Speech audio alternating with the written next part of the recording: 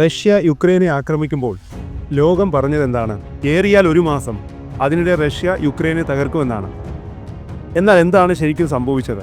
വർഷങ്ങളോളം യുദ്ധം തുടർന്നു, ഇപ്പോഴും തുടരുന്നു എന്ന് മാത്രമല്ല, ഇരു രാജ്യത്തും യുദ്ധം നൽകിയത് വലിയ കെടുതികളാണ്. യുക്രൈന് മറ്റ് രാജ്യങ്ങളുടെ സഹായം ലഭിച്ചു, ശരിയാണ്.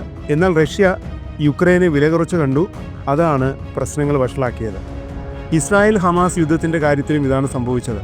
ലോകശക്തിയെന്ന് അഹങ്കരിച്ച ഇസ്രായേൽ ഹമാസിനെ എളുപ്പത്തിൽ തകർക്കാമെന്നും ഗസയെയും പലസ്തീനെയും തച്ചു തകർക്കാമെന്നും കരുതി. വർഷം പിന്നിട്ടിട്ടും അതിന് സാധിച്ചില്ലെന്ന് മാത്രമല്ല, ഭീഷണിയായി ഹമാസ് ഇപ്പോഴും ഇസ്രായേലിന് മുന്നിൽ നിൽക്കുന്നു. ഇത് സംബന്ധിച്ച് ഇസ്രായേൽ സൈന്യത്തിൻ്റെ ഒരു അന്വേഷണ റിപ്പോർട്ട് പുറത്തു വന്നിരിക്കുന്നു. 2023 ഒക്ടോബർ 7 ഇസ്രായേലിനെതിരായ ആക്രമണത്തിന് മുമ്പ് ഹമാസിൻ്റെ ശക്തിയെ കുറച്ചു കണ്ടതായാണ് വ്യാഴാഴ്ച പുറത്തുവന്ന അന്വേഷണ റിപ്പോർട്ടിൽ പറയുന്നത്. ഇസ്രായേൽ സിവിലിയന്മാരെ സംരക്ഷിക്കുന്നതിൽ സൈന്യം പരാജയപ്പെട്ടുവെന്നും റിപ്പോർട്ടിൽ കുറ്റപ്പെടുത്തുന്നുണ്ട്.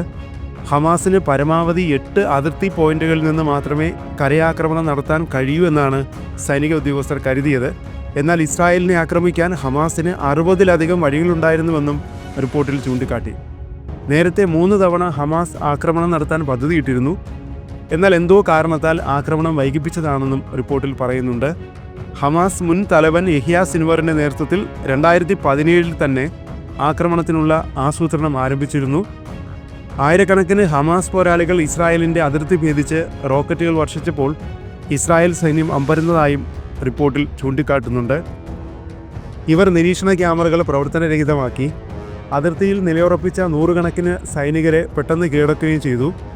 അവിടെ നിന്ന് അവർ ഹൈവേകളിലേക്കും അതിർത്തി പ്രദേശങ്ങളിലേക്കും സംഗീത പരിപാടിയിലേക്കും റെസിഡൻഷ്യൽ ഏരിയയിലേക്കും പോയി, റിപ്പോർട്ടിൽ പറയുന്നു. ഒക്ടോബർ 7 ആക്രമണത്തിലേക്ക് നയിച്ച സർക്കാരിൻ്റെ പരാജയങ്ങളെക്കുറിച്ച് അന്വേഷണം നടത്തണമെന്ന് ഇസ്രായേലിലെ പ്രതിപക്ഷവും പൊതുസമൂഹവും ആവശ്യപ്പെട്ടിരുന്നു. തുടർന്നാണ് സൈനിക അന്വേഷണം നടത്തിയത്. അതേസമയം യുദ്ധം അവസാനിച്ച ശേഷം മാത്രമേ വിശദമായ അന്വേഷണം നടത്താൻ സാധിക്കൂ എന്ന നിലപാടിലാണ് ഇസ്രായേൽ പ്രധാനമന്ത്രി ബെഞ്ചമിൻ നെതന്യാഹു. അതിനിടെ കഴിഞ്ഞ ദിവസം ഗസയിൽ നിന്ന് ഇസ്രായേലിലേക്ക് റോക്കറ്റ് ആക്രമണം നടത്തിയിരുന്നു. ഹമാസും ഇസ്രായേലും തമ്മിൽ വെടിനിർത്തൽ ചർച്ചകൾ നടത്തുന്നതിനിടെയാണ് ആക്രമണം. റോക്കറ്റ് ലക്ഷ്യത്തിൽ പതിച്ചില്ലെന്നാണ് മാധ്യമ റിപ്പോർട്ടുകൾ പറയുന്നത്. എന്നാൽ മധ്യ ഇസ്രായേലിൽ സ്ഫോടനം നടന്നതായും റിപ്പോർട്ടുണ്ട്. ജനങ്ങൾ സ്ഫോടന ശബ്ദം കേട്ട് പരിഭ്രാന്തരായതായും ജെറുസലേം പോസ്റ്റ് റിപ്പോർട്ട് ചെയ്തു. എന്നാൽ ഗസയിൽ നിന്ന് റോക്കറ്റ് തൊടുത്തുവിട്ടത് ഇസ്രായേൽ ഗൗരവത്തോടെയാണ് കാണുന്നത്. പുതിയ ആക്രമണത്തിൻ്റെ തുടക്കമാണോ എന്ന് ഇസ്രായേൽ സൈന്യം അന്വേഷിക്കും. ഇസ്രായേൽ വെടിനിർത്തൽ ലംഘനം പതിവാക്കിയതോടെ ആക്രമണത്തിനുള്ള തയ്യാറെടുപ്പിലാണ് ഹമാസ് എന്നാണ് വിവരം. തുരങ്കങ്ങൾ പുനർനിർമ്മിക്കുന്നു. മാത്രമല്ല, ഗ്രൂപ്പിലേക്ക് പുതിയ കമാൻഡർമാരെ നിയമിക്കുകയും ചെയ്യുന്നു. ഏത് നിമിഷവും വീണ്ടും ആക്രമണം തുടങ്ങിയേക്കാം എന്ന ആശങ്കയിലാണ് ലോകം. ഹമാസ് വീണ്ടും ആക്രമണം നടത്തിയേക്കുമെന്ന റിപ്പോർട്ടുകൾ പുറത്തു വന്നു തുടങ്ങിയതോടെ ഇസ്രായേൽ പരിഭ്രാന്തിയിലാണ്. എന്നാൽ പതിവ് സൈനിക നടപടികളുടെ ഭാഗമാണിതെന്നും പരിഭ്രാന്തി വേണ്ടെന്നുമാണ് IDF ആദ്യം അറിയിച്ചത്. എന്നാൽ ഗസയിൽ നിന്ന് റോക്കറ്റ് ആക്രമണം ഉണ്ടായതായി പിന്നീട് IDF സ്ഥിരീകരിച്ചു. അതിനിടെ ഗസ അതിർത്തിക്ക് സമീപം മറ്റൊരു സ്ഫോടനം നടന്നതായി IDF വ്യക്തമാക്കി. ഗസയിൽ നിന്ന് തൊടുത്തുവിട്ട റോക്കറ്റ് ലക്ഷ്യത്തിലെത്തിയില്ലെന്നും ഗസ മുൻപിൽ തന്നെ തകർന്നു വീണതായും IDF ഫെബ്രുവരി 26 അറിയിച്ചതായി ടൈംസ് ഓഫ് ഇസ്രായേൽ റിപ്പോർട്ട് ചെയ്യുന്നു. സംഭവത്തെ ഗൗരവത്തോടെയാണ് ഇസ്രായേൽ സമീപിക്കുന്നത്.